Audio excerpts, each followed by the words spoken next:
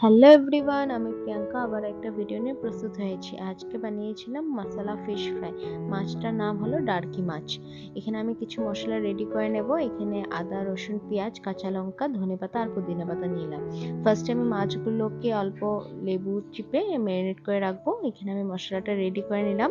বাকি গুঁড়ো মশলাগুলো দিয়ে দিলাম। এখানে হলুদ, ধনে, জিরে, দেন লাল লঙ্কার গুঁড়ো, নুন আর অল্প সরষের তেল দিয়ে ভালো করে মশলাটা মাখিয়ে নেব। এই মাছটার নাম আপনারা কি নামে জানেন আমাকে অবশ্যই জানাবেন।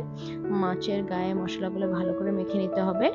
মাছের চিরাগুলোর ভিতরে মশলাটা ভালো করে ঢুকিয়ে দিতে হবে।